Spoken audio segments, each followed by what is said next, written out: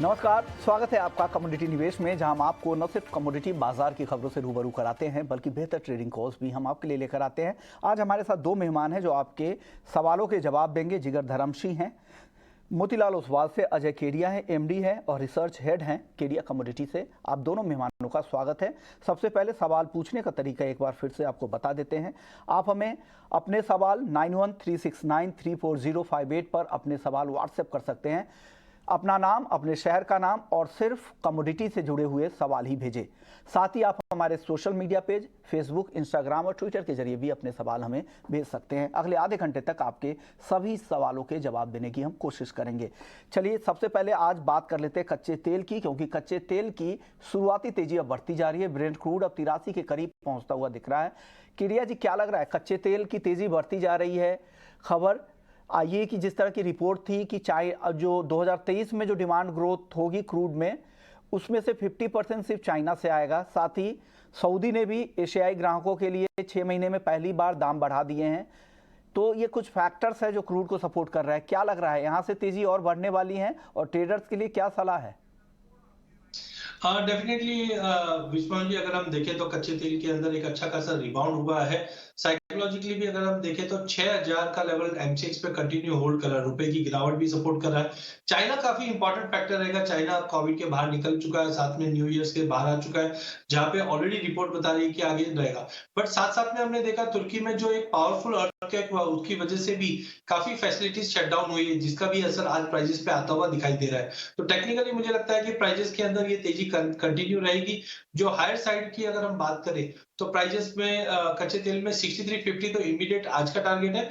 But अगले 2-5 दिन की बात करें तो 6500 तक के भी लेवल दिखा सकते हैं, क्योंकि रशिया में जो प्राइस कैप, रशिया पे भी जो प्राइस कैप लगा है, उसकी वजह से भी सप्लाई स्क्वीज थोड़ी बहुत दिखाई देने लगी है। तो इन ऑल सारे फंडामेंटल अभी कच्चे तेल के लिए सपोर्टिव है। बिल्कुल लेके चलिए। इमीडिएट टारगेट तो 6350 है, बट ओवरऑल 6500 तक के भी लेवल हम कच्चे तेल में आते हुए देख पाएंगे। कच्चे तेल पर आपका व्यू क्या बन रहा है जिगर? बिल्कुल मुझे लगता है कि क्रूड में कल का जो 6007 के करीब का जो लो था और उसके बाद जो रिकवरी आई है, वो काफ़ी शार्प है और मुझे लगता है कि थोड़ा प्राइसेस 6200 के ऊपर भी सस्टेन हो रहे हैं। मुझे लगता है कि ये रिकवरी और थोड़ी अपसाइड के लिए एक्सटेंड हो सकती है और जिस तरह से टर्की की तरफ से जो कल अपडेट्स के बारे में जो बातें की, आई थिंक वो भी सारे फैक्टर्स थोड़े सपोर्टिव है अभी के लिए। तो येस, एटलीस्ट डे पर्सपेक्टिव से मुझे लगता है कि ये जो मोमेंटम है वो हायर एंड पे ही रहेगा। तो आज के लिए भी मुझे लगता है कि 6230 से लेके 240 के रेंज अगर मिलती है, तो वहाँ पर एक खरीदारी का मौका बिल्कुल से लेना चाहिए। इंट्राडे पर्सपेक्टिव से 6180 के बिलो का स्टॉप रहेगा। अपसाइड इंट्राडे लिमिटेड लग रही है 6360, बट शॉर्ट टर्म में अगर प्राइसेस सस्टेन होते हैं तो मुझे लगता है कि 6550 के भी लेवल्स एक बार दोबारा देखने को मिलेंगे। तो ओवरऑल बायस क्रूड का अब यहाँ से साइडवेज टू पॉजिटिव दिख रहा है। ओके, तो ये व्यू है कच्चे तेल पर। लेकिन एक और खबर पाम तेल को लेकर आ रही है और आज पाम तेल में तेजी भी थी। मलेशियाई पाम फ्यूचर 3925 रिंगिट पर पहुंच गया है, 2% तक की मजबूती दिख रही थी। अब खबर ये आ रही है कि इंडोनेशिया जो उनकी डोमेस्टिक मार्केट ऑब्लिगेशंस होती है, जो वहाँ पे घरेलू सप्लाई के लिए इंडोनेशिया में, उसके ऑब्लिगेशंस को बढ़ाकर 50% तक कर दिया है। इस खबर पर बात करने के लिए हमारे साथ नकुल रस्तोगी जी हैं, ट्रेडिंग डायरेक्टर हैं Pacific interlink SDN BSD Kuala Lumpur से जुड़ गए हैं। सर, स्वागत है आपका ईटी नाउ स्वदेश पर। नकुल जी, क्या लग रहा है, ये बार बार इंडोनेशिया के बयान से और फैसले से बाजार मार्केट काफ़ी ख़राब होता है, बहुत उतार चढ़ाव भरे माहौल होता है। इस तरह की खबर से आज देखिए, आज फिर से तेज़ी हो रही है। सप्लाई घटने की भी रिपोर्ट आ रही थी, जनवरी एंड तक के जो डेटा आ रहे थे इन्वेंट्री के, वो भी कम दिख रहे थे। और अब इस तरह की खबर से क्या लग रहा है, पाम तेल के दाम आगे और बढ़ सकते हैं क्या? अभी कुछ दिनों से तो इंडोनेशिया स्टेबल था, कुछ खबर नहीं आ रही थी, सब ठीक चल रहा था, डीएमओ ठीक चल रहा था। और ये आज जो इन्होंने एकदम से बताया है, कल रात से जो चालू हुआ है, ये थोड़ा सरप्राइजिंग फैक्टर रहा है सबके लिए ही, क्योंकि सप्लाईज तो बहुत अच्छी हैं। इंडोनेशिया में भी अच्छा से माल है, मलेशिया में माल है और कोई उसमें कहीं से भी किसी भी तरीके की तकलीफ नहीं है। लेकिन ऐसा लगता है, जैसा कि अभी एक मीटिंग के हम लोगों को मिनट्स मिले हैं, जो मीटिंग हुई थी गवर्नमेंट की, एजेंसीज की, बाकी ट्रेडर्स के साथ में और बाकी मैन्युफैक्चरर्स के साथ में, तो उन्होंने बोला है कि लोकल दाम बढ़ गए हैं, जो डीएमओ से माल मिल रहा है उसके भी दाम फिर भी ज़्यादा है, और डोमेस्टिक माल के दाम, जो डोमेस्टिक सप्लाई चल रही है उनके दाम ज़्यादा बढ़ गए हैं। इसलिए वो कोशिश करेंगे कि जो एक्सपोर्ट परमिट्स उन्होंने दिए हुए हैं उनको कुछ कम कर दें। और 1/3 का जो आपने अभी लिखा है वो बराबर वही खबर मिल रही है कि करीब 66% को वो फ्रीज करना चाहते हैं जब तक ईद नहीं हो जाए, और उसके बाद उसको फिर से रिलीज करेंगे।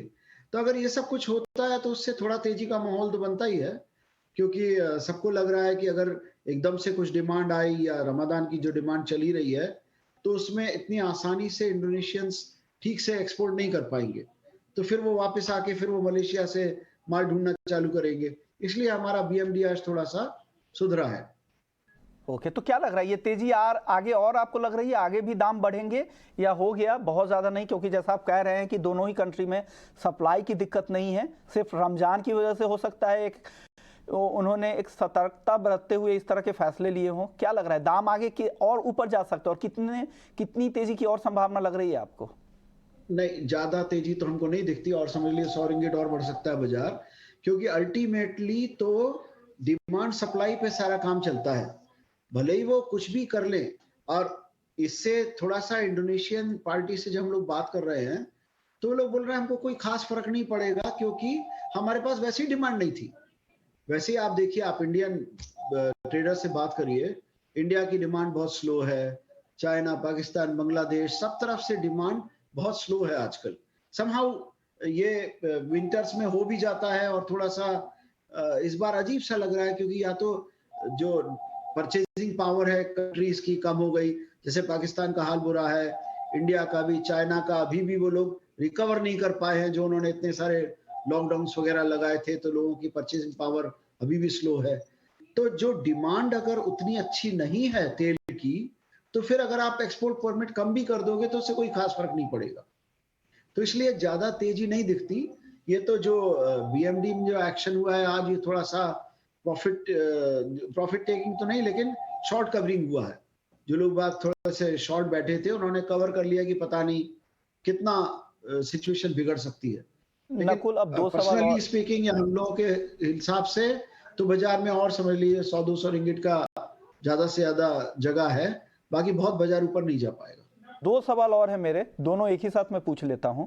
पहला सवाल है कि जो मलेशिया से जो एक्सपोर्ट है वो जनवरी में 22% क्यों कम हो गया? आप कह रहे हैं कि सप्लाई वहां पे पर्याप्त है, तो सप्लाई वहां से एक्सपोर्ट घटने की क्या वजह थी? सर मैं दोनों सवाल एक ही बार पूछ लेता हूं, आप फिर जवाब दीजिएगा। फिर चाइना को लेकर क्या स्थिति बन रही है? रिकवरी जैसे कच्चे तेल को लेकर तो इंटरनेशनल एनर्जी एजेंसी की रिपोर्ट आई है क्रूड ऑयल को लेकर कि 50% रिकवरी 2023 की अकेले चाइना से आएगा। तो क्या वहां से पाम तेल की डिमांड नहीं बढ़ रही है? और दूसरा, मलेशिया से एक्सपोर्ट क्यों कम हुआ जनवरी में? एक्सपोर्ट कब हुआ जनवरी में? क्योंकि डिमांड थोड़ी सी स्लो डाउन हो गई। दिसंबर में अगर आप देखो डेटा जो हमारे मेहता जी ने निकाला है सीए ने, उसके हिसाब से इंडिया में 1.6 मिलियन टन के करीब इंपोर्ट हुआ था दिसंबर अलोन में। तो इंडिया ने इंपोर्ट कम कर दिए।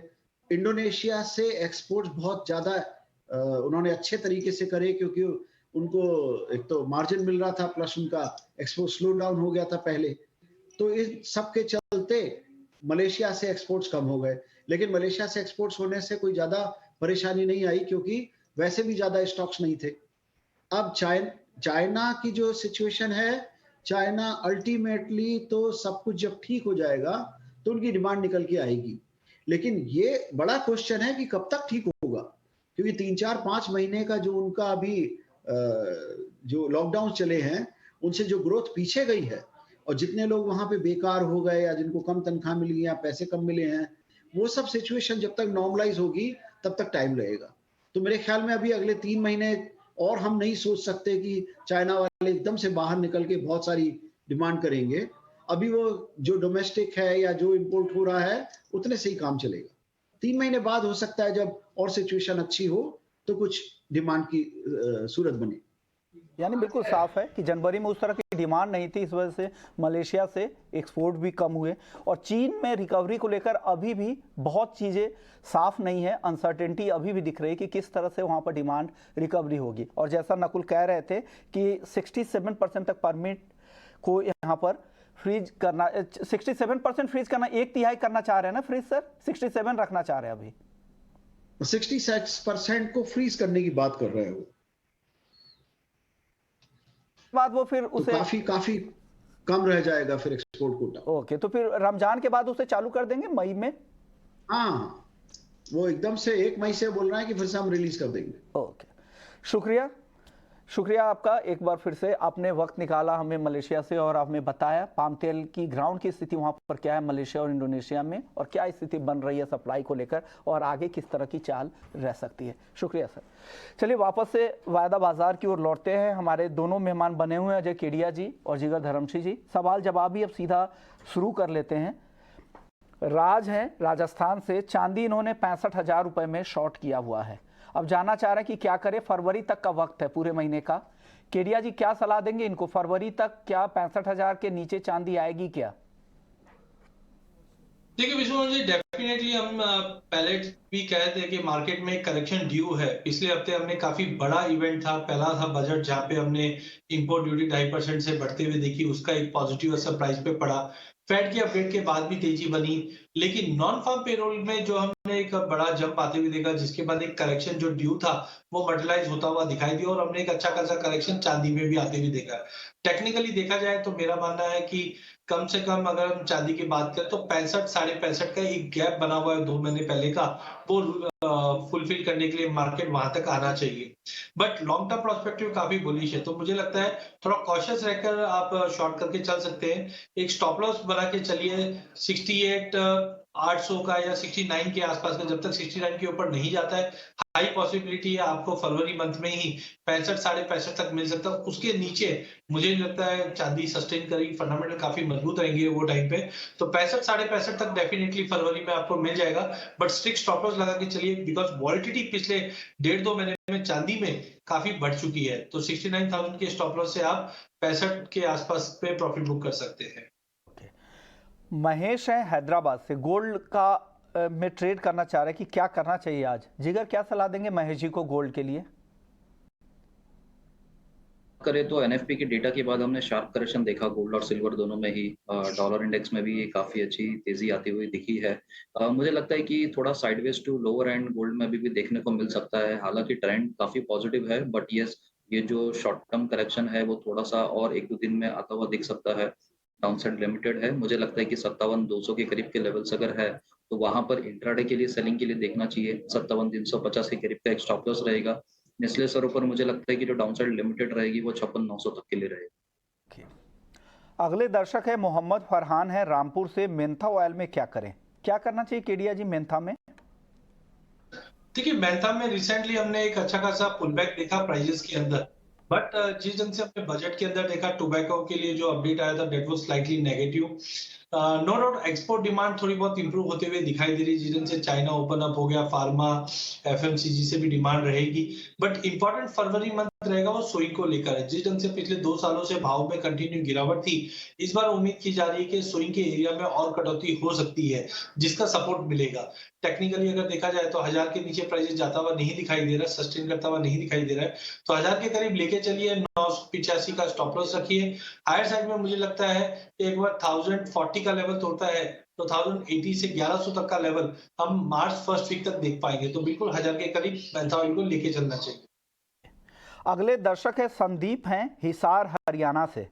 जिगर जी इनका सवाल है कि 284 में इन्होंने नेचुरल गैस खरीदा था, भाव अब 205 के आसपास आ गए हैं, क्या करें, एवरेज करें या भाव और भी नीचे जाएगा, क्या सलाह है, कैसे ही अपने लॉस को कम करें? नेचुरल गैस की अगर बात करें तो अब एक चीज तो देखते हुए दिख रही है कि प्राइसेस काफी कंसोलिडेशन फेज में है। पहले जो हम देखते थे 4-5% या 6% तक का जो करेक्शन दिखा था वो कहीं ना कहीं अब न्यूट्रलाइज होता हुआ दिख रहा है। मुझे लगता है कि अब जो मोमेंटम है वो डाउनसाइड है वो काफी लिमिटेड हो गई है। मैं रिकमेंड करूंगा एवरेज तो ना करें, लॉस में एवरेज करना ठीक नहीं रहेगा, बिकॉज अभी भी कोई ट्रेंड रिवर्सल्स का कोई इंडिकेशन नहीं है। जब तक प्राइसेस 215 या 220 के ऊपर नहीं निकलते तब तक कोई फर्स्ट साइन भी नहीं दिख रहा कि प्राइसेस यहाँ से पूरी तरह से ट्रेंड रिवर्सल हो जाएगा। तो मैं सजेस्ट करूंगा कि एक पॉसिबिलिटी जरूर रहेगी कि पुल बैक की अपना लॉस कम कर सके, तो इसके लिए एक बार 195 194 के करीब का एक स्टॉप लॉस मेंटेन करके चले, और प्राइस कभी भी अगर 215-17 के करीब तक कभी पुल बैक आता है तो वहां पर एक बार एग्जिट करने का ही मौका ले।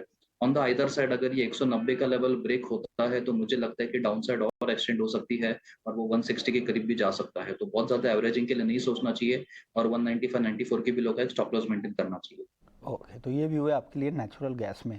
जमील भाटी हैं चूरू राजस्थान से।